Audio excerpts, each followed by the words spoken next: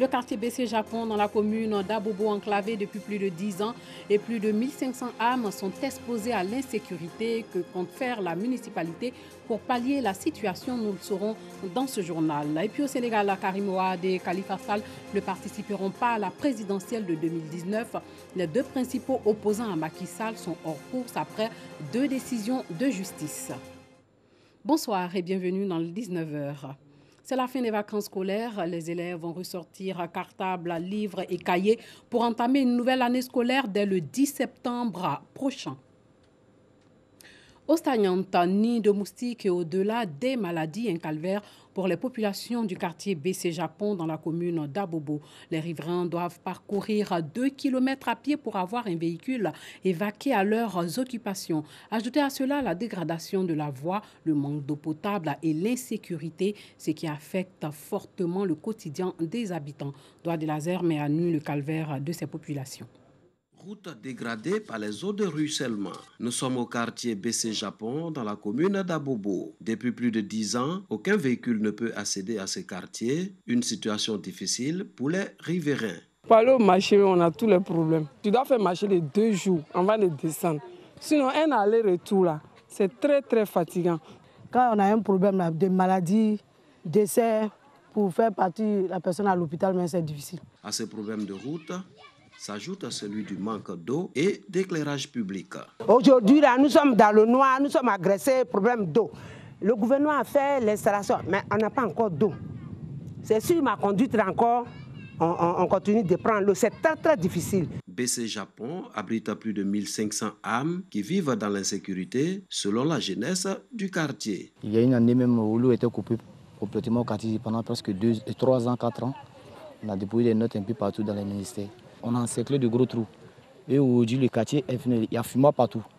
Les jeunes fument beaucoup la drogue. Chaque fois, il y a vol. À chaque fois, il y a braquage dans le quartier ici. Mairie d'Abobo. Le directeur technique de la structure présent rassure.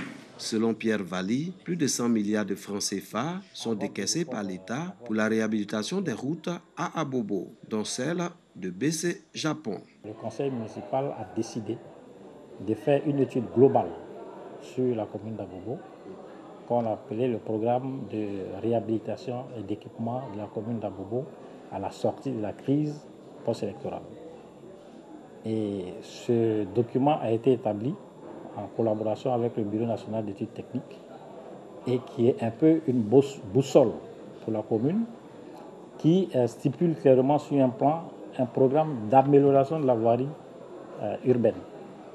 Et nous savons que le coût de ce programme était de 74 milliards de francs CFA. Le projet a été présenté à la présidence de la République qui, de façon exceptionnelle, a décidé d'aider la commune et d'en faire un projet pilote. Notre document a été passé au peigne fin à la primature et le président de la République a bien voulu ajouter 100 milliards sur les besoins. Nous en avons besoin plus. L'aide de la présidence nous amène à 174 milliards et qui sera pris en compte par la présidence de la République. Nous avons fait donc la programmation selon des thématiques, donc centre de santé, école, voirie et même insertion socio-professionnelle. Et dans le cadre de la voirie, on a pratiquement 50 milliards qui est dégagé dans le cadre de ce financement exceptionnel de la présidence de la République. On a 50 milliards dégagés pour ces questions de voirie. En attendant la réalisation des travaux, seules les brouillettes resteront les moyens de transport pour les populations du quartier BC Japon dans la commune d'Abobo. Deuxième mandat pour le juge ivoirien Sylvain Oré à la Cour africaine des droits de l'homme et des peuples. Sylvain Oré a été réélu président de l'institution lors de la 50e session ordinaire à Arusha, c'est en Tanzanie. C'est en 2016 que le juge ivoirien Sylvain Oré a été élu pour la première fois président de la Cour africaine des droits de l'homme et des peuples pour un mandat de 2 ans renouvelable une seule fois. Cette fois encore, l'électorat composé de 11 juges en provenance des États membres de l'Union africaine lui a renouvelé sa confiance afin qu'il parachève l'œuvre déjà entreprise, ce à quoi il pense déjà. Je laisserai l'héritage d'une justice africaine des droits de l'homme qui répond à l'espérance des justiciables africains, tel qu'elle ressort de l'esprit qui a prévalu à la création de la Cour. Il s'agit d'une Cour qui donne l'image dans son organisation et dans son fonctionnement que la justice dans une Afrique où malheureusement les violations des droits de l'homme sont encore une réalité quotidienne a besoin de se raffermir. Les résultats de ce scrutin, qui s'est tenu à huis clos à Arusha, en Tanzanie, exigent du nouveau président et de son vice-président, le Kényan Ben Kyoko, qu'il entretienne la flamme allumée par les prédécesseurs, que la Cour demeure dans sa tradition, celle de protéger les plus faibles, les plus démunis. Telle était la dernière recommandation de la 50e section ordinaire de la Cour africaine des droits de l'homme. Le top départ de la 4e édition de la Semaine nationale des arts et de la culture a été donné hier. 10 régions vont présenter le meilleur de leur tradition en matière de chant, de danse et d'art culinaire à la place ACP1 de la commune de Yopougon, et ce pendant 3 jours. Guillaume Zéré, Franck Wadio. Après cette année d'initiation au Poro, ils sont devenus de vrais hommes, fiers d'avoir passé les douloureuses étapes du bois sacré. Ces natifs de Mbélé, sous-préfecture de Tengrela, peuvent aussi esquisser quelque part du quoi, la danse des initiés. Le commencement du fétiche, c'est là ils vont commencer à chanter ça là. Donc après ça maintenant, c'est que les difficultés qu'on a fait durant les 7 ans là, c'est des histoires maintenant ils vont commencer à chanter. Une danse purement rituelle. Et pourtant, c'est à Yopougon, à plus de 800 km de leur Tengrela natale, que le spectacle est livré. Comme eux, ce sont 10 régions de la Côte d'Ivoire qui ont sorti le meilleur de leur tradition pour prendre part à la 4e édition de la SNAC, la Semaine nationale des arts et de la culture, festival initié par le ministère de la Culture et de la Francophonie.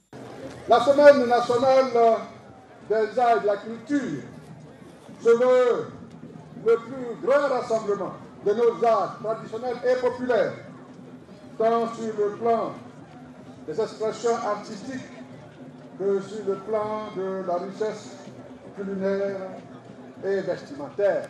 La culture en Côte d'Ivoire n'est plus la 3e charrette, la 3e roue de la charrette, mais un des piliers vivants de notre développement.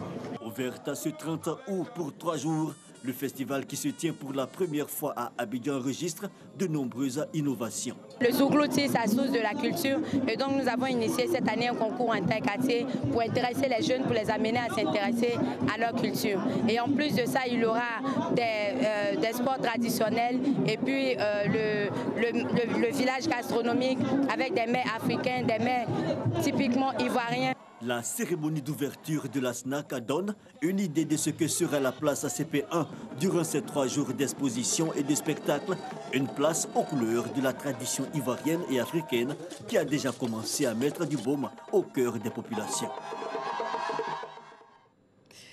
La SEC Mimosa et le stade d'Abidjan sur le rectangle vert demain. Cette rencontre marque le début de la nouvelle saison de football en Côte d'Ivoire. La rencontre va se dérouler au stade Robert Champoux à Marcory. Patrick Dadier, Samuel Metch.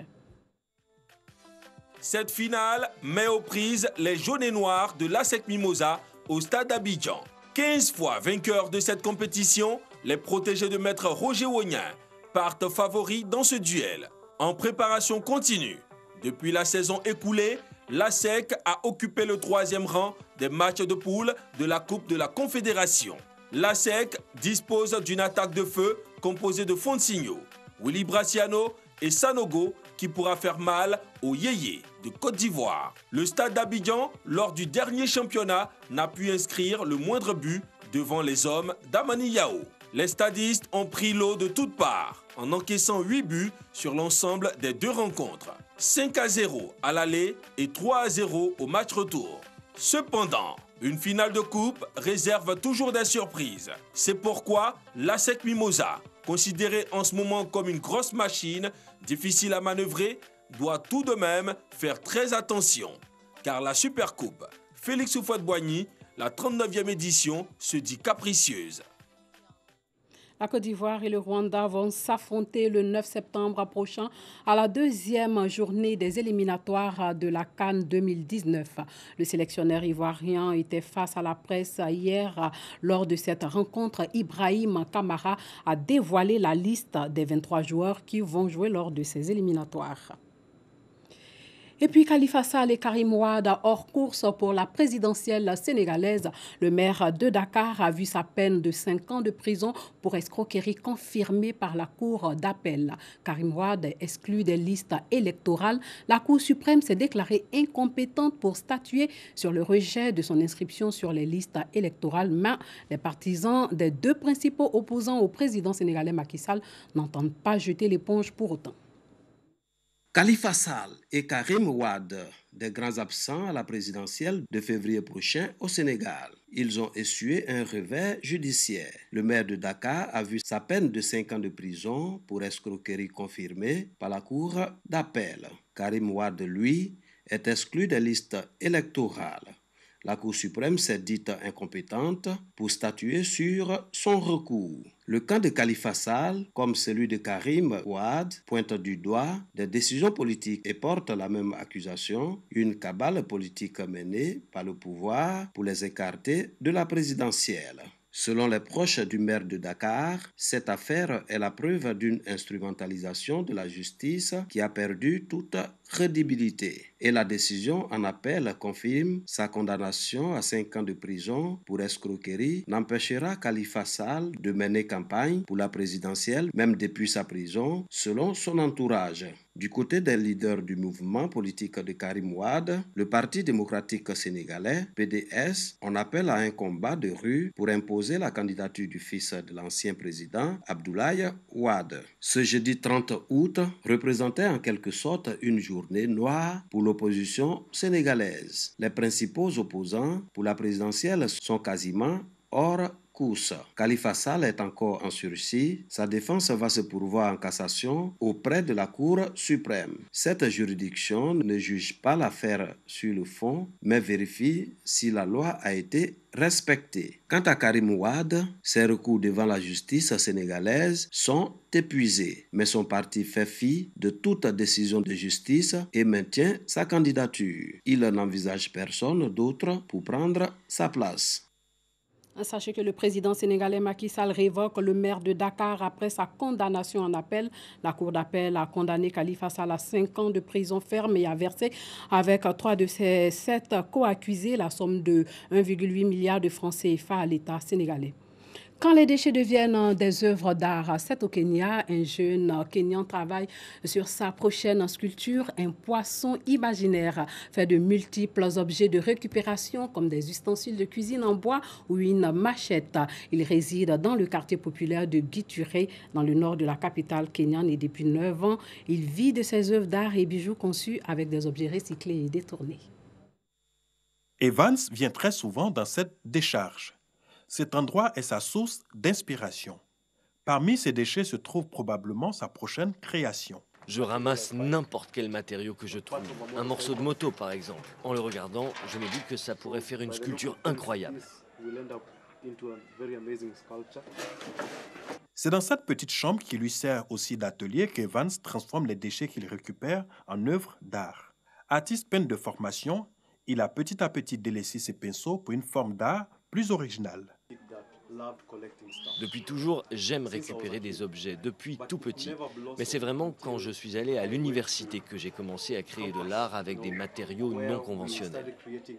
Sculpture, tableaux et même bijoux, Evans ne donne aucune limite à son imagination. Ce pan, ce sont des fourchettes et des cuillères qui me l'ont inspiré. J'étais en train de ramasser des déchets et je les ai vus. Je me suis dit que ça pourrait vraiment faire un pan. Donner une nouvelle existence aux objets, c'est la philosophie du jeune artiste pour qui la récupération et le recyclage sont devenus un véritable mode de vie. Ce ne sont pas seulement les humains qui ont besoin d'une seconde chance, les objets aussi. Ils ne peuvent pas plaider leur cause, alors ils ont besoin d'une seconde chance. Avant de les mettre à la poubelle, prenez le temps de penser à quoi ils pourraient servir. À 29 ans, Evans a eu sa première exposition à Nairobi il y a quelques mois. Artiste à plein temps, il réussit déjà à vivre de son art. Il travaille d'arrache-pied sur de nouvelles œuvres qu'il espère exposer bientôt. Voilà, c'est tout pour ce soir. Merci de nous avoir suivis. Portez-vous bien.